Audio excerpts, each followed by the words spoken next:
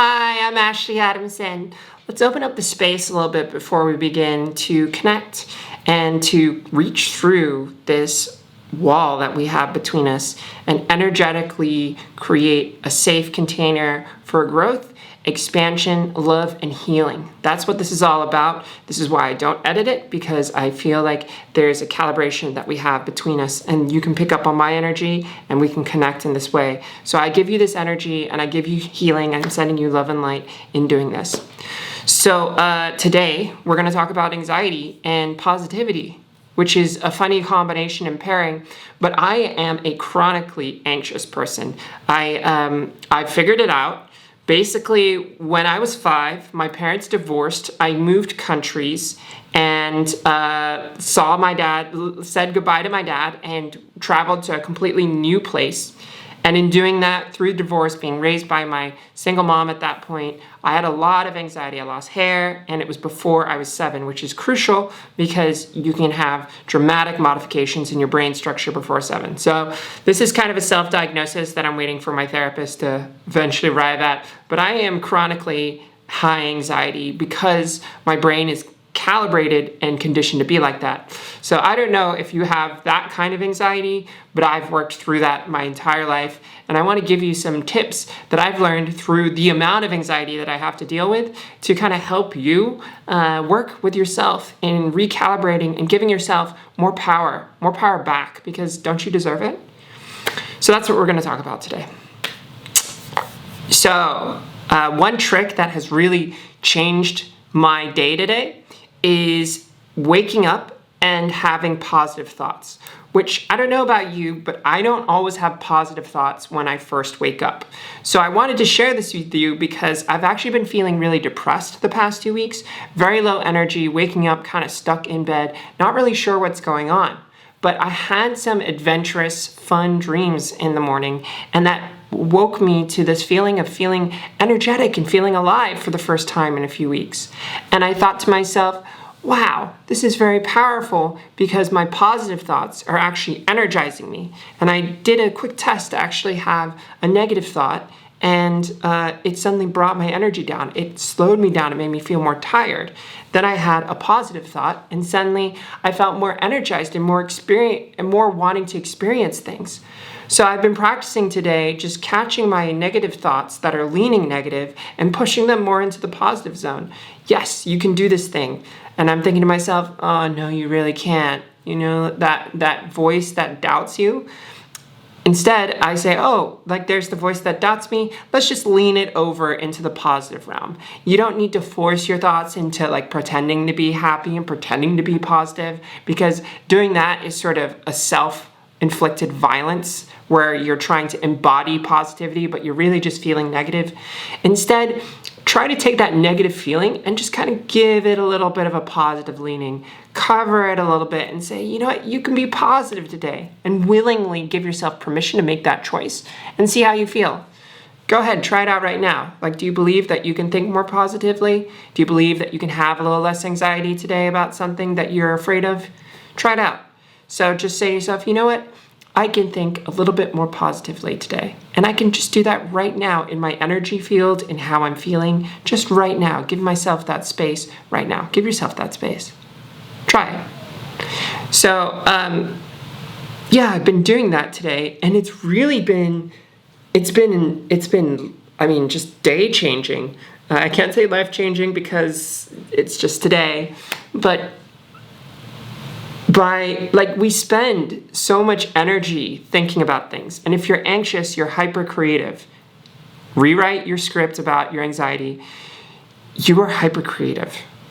That's what I've been doing, because you're actually going out there and you're looking into the world, into ways that you can connect the dots to make things work against you in some kind of negative way. You're in effect manifesting and casting a spell into your world that says things are going to go wrong and you need to prepare for them, and you do not believe that things can go right for you. I don't know if you feel like this, but I feel this all the time. Life is difficult. Life is really hard. In fact, if life is not hard and difficult, then it's not worth doing the work. Like, that's my own feeling, and I don't think you necessarily have that, but if you do, we relate. I see you. And I'm a high performer anxiety. So like I just take that difficulty head on and I just plunge through it.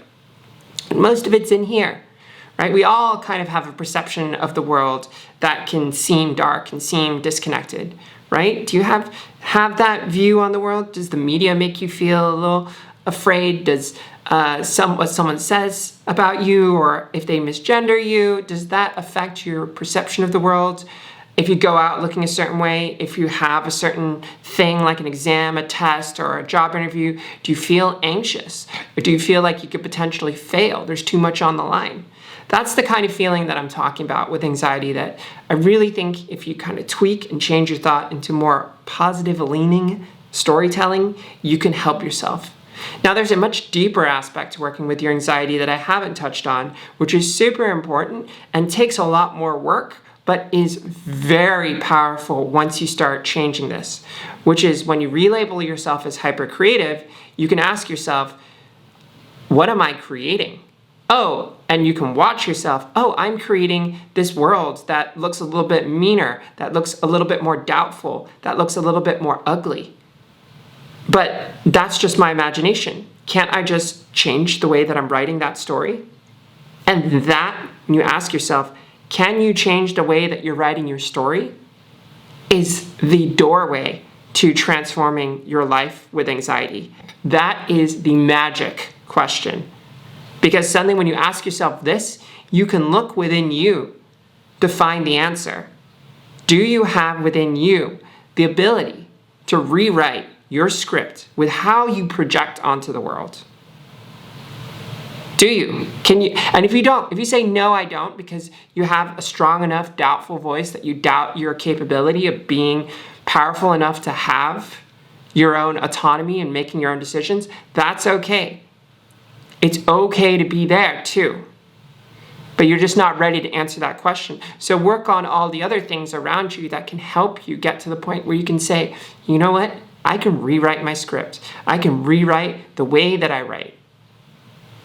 And you may say, well, but it's difficult because you forget that you're writing sometimes and your mind just does these things. And I would agree with you, it does. So you have to take little steps to rewrite where you can.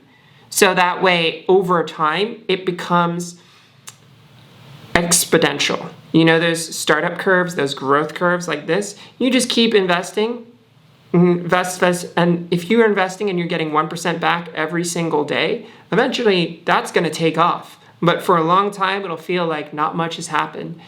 And that's where a lot of people fail because they give up. They say, it's not really doing much. It's taking too much energy. It's taking too much time. But these are investments. You have to invest in yourself and make it a long-term game plan.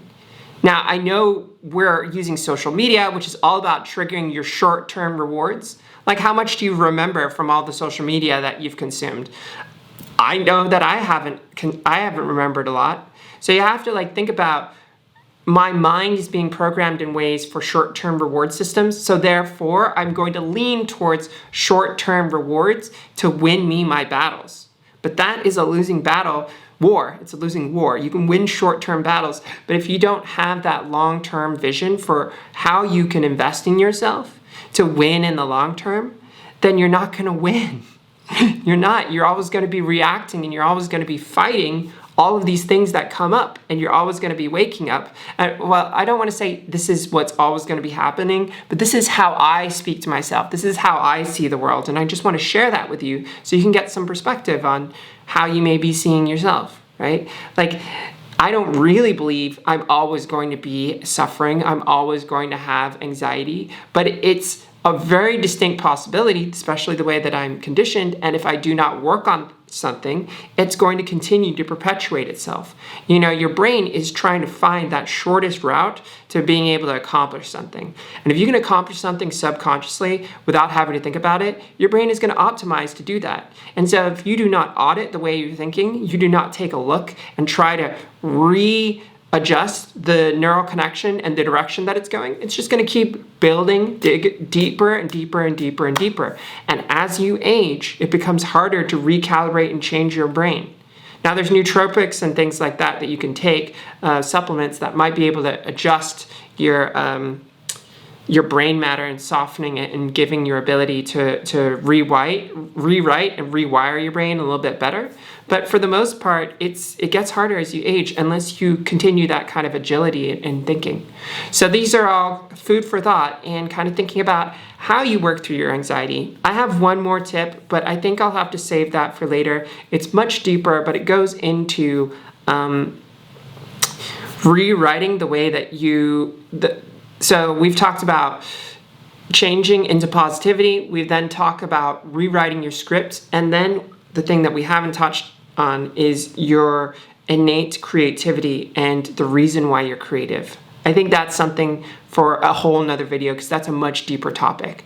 Thank you for joining me today, and thank you for my Patreon supporters who support me in doing this. I will see you in another episode soon. Bye.